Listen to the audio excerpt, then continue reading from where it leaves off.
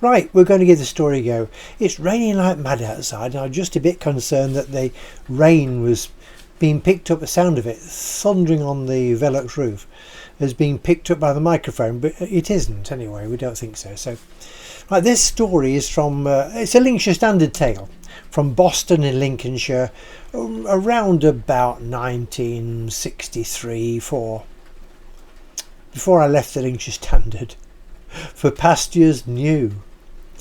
Right, now, as I mentioned in earlier stories, I was a advertisement space salesman. That was my officially designated title. I sold advert space, and I designed the adverts that clients wanted and found some pictures and the words and everything to try and make their money work for them. Now, Roy Webley, my boss, and I were great believers in making the client's money work and doing our best to ensure that they got benefit from the money they spent with us.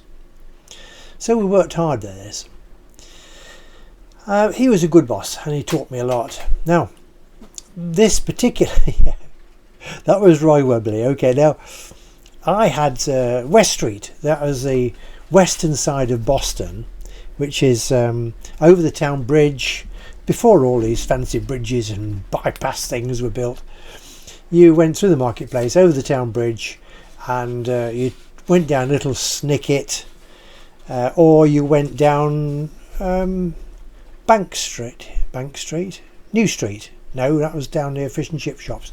New Street was where Fishy Tate's was, or is. Anyway, down into West Street, where there's the Co-op and Cheers, the Gents Outfitters, wonderful big shops. And there was E.C. Stanwell's car showrooms, there was C.S. Scotland's, the jewellers, and of course there was Keatley's, the newer department store, where there had been a big pub and coaching yard in West Street previously, and the municipal buildings and whatever. Anyway, Mike, this is a story about Boston Steam Laundry. You might not realise that Boston used to have a big laundry, and it was down beside the Regal Theatre. I'll try and find a map, and not Rosegar Street, it was the one afterwards. So there's the Regal Cinema, and then the one after, going towards the station, is where the steam laundry was. Actually, I'm not so sure if it wasn't a dead end, that one. There we go. You go down past the Regal and down this road, and right at the bottom on the left hand side, of course you're getting into an area of bombed out Boston. Behind the Regal and behind Rosegar Street was the old fire station, which was on a bomb site, in 1950s. It was still a bomb site from the war. There was buildings all knocked down that are still brick rubble lying around in the 1950s, and the old fire station was there. Anyway, it's all been changed, hasn't it? There's all kinds of things there now. Boston Steam Laundry was down there. It was a big property with a big chimney, because it was obviously it was steam powered, so they had boilers and hot water and washing machines, and it was amazing. There was pipes going everywhere. Anyway, there's this chap called, I don't know his first name, probably, is Mr. Rhodes, and he'd been given the job of bringing Boston Steam Laundry up to date and making better use of it and publicising it and trying to get more business. It was run by a group of local businessmen, I gather. They put money into it, and, that's how things go, isn't it? So Dusty Rhodes, he was called, as you probably gather. Then he was a nice enough chap. So I was doing some adverts for Boston Steam Laundry, and I used a theme that had been used by my boss Roy Webley for Ray Larrington, the muck spreader.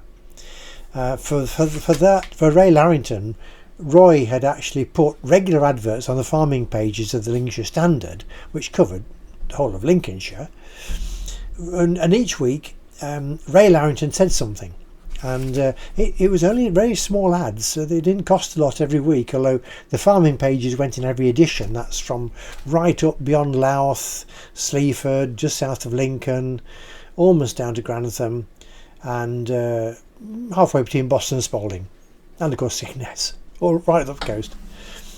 So Ray Larrington said something, and he had his cap and his pipe, and Roy turned Ray Larrington into quite a celebrity. Ray Larrington, unfortunately dead now, but he was a celebrity. He was a real character. I'm writing a story about him actually. So I thought, right, we'll try and use this for Boston Steam Laundry. They hadn't got a very big budget, you see. So if you could persuade a client to spend, a certain amount of money, and you could persuade the powers that be in the newspaper, then it might be possible to get an advert in the same place on the same page every week. A little advert using this idea of people catching on to this and then looking each week for this advert, which might say something. It might say something funny, it might have a message, but the whole idea was to provide publicity for the client, and this client was Dusty Rhodes and Boston Steam Laundry. So I started this, and it seemed to be working fairly well, and I think people using it, because you had a shop front and everything down this, the only thing, it was way off the general run of everything. You had to go really out of your way to find Boston Steam Laundry and take your laundry, or dry cleaning. They did dry cleaning. And thereby hangs the main gist of my story. Roy was going on holiday, and he says, just take my trousers down to Sketchless, because just where we were, there was the local branch of Sketchless was next door but one, just at the beginning of Narrow Bargate, Straight Bargate, whatever they call it. I said, go on. I said, let's give Dusty Rhodes a chance. Let me take him down to the Boston Steam Laundry and get them to do him. I'm sure he'll make a good job. So off I poddle on my... Well, I was going down that way to see somebody. I took Roy's trousers, cavalry twills. They were like his holiday trousers, Things were different in 1960. People dressed very smartly, Well, we had to for the job and everything, because of we representing the newspaper and representing our boss and that kind of thing. But even so, people were smart in their leisure time. There weren't so many jeans and things in those days. I think jeans had started to come over, but so Roy had a pair of smart cavalry twills for his holiday, and a sports jacket and that, and he still wore collar and tie and everything on holiday. So I took his trousers in, and a day or so before he's due to go, I went off back down to Steam Laundry and picked them up. I didn't look in the bag. I just said, I've come for these, and I gave him the ticket and everything and paid and took them back. Well, I went off somewhere else, and then just before home time, I was collared. My boss, have you seen these trousers? They're absolutely ruined. And he hung them up, and there were these cavalry twill trousers with great streaks of white down them. They got like uneven, like camouflage patterns down them. And they were cavalry twill, are very smart, very expensive trousers, and they got these streaks, white streaks, as like, obviously in the dry cleaning process something had gone wrong. Quality control hadn't been advised before I picked them up, or someone would have probably said something to me. But they were a right mess. They were well ruined. So I had to beetle off down to Boston Steam Laundry and vent my wrath that Roy had vented on me, and say, look, my boss is going on holiday tomorrow. These are his trousers that I brought in to have them cleaned, ready for his holiday, and look at them. They're absolutely ruined. So they had to provide him with a new pair of trousers. So I'm afraid it was a black mark as far as my boss was concerned. He wouldn't really be recommending the dry cleaning services of Boston Steam Laundry to all his friends and neighbours, unfortunately. And Well, it was a bit of a laugh, but of course it was quite serious, really, especially in those days when I was earning about £5 a week, and a pair of cavity-controlled trousers cost more than that. So there we are. That's a funny tale, but basically they took in laundry from, hospitals and places and hotels and big clients, and doing big volume stuff. And I don't suppose the dry cleaning job was one of their mainstays. Well, unfortunately, Boston Steam Laundry did stop.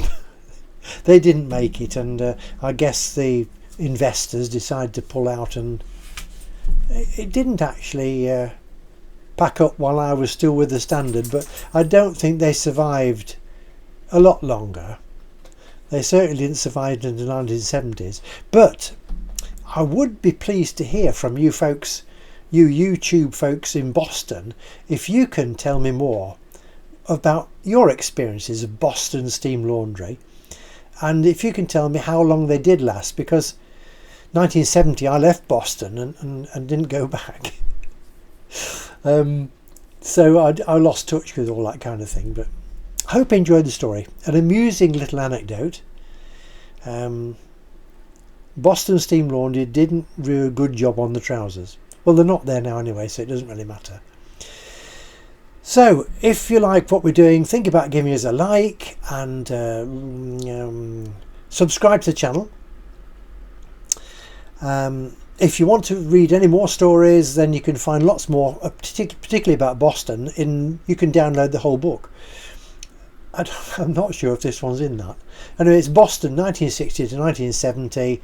Lots of stories about the town and what it was like in those days. You can download it free of charge from our website. Link coming up here. Lots of other books as well. So I do hope you take some time and have a look. In the meantime, thank you for being with us, and cheerio.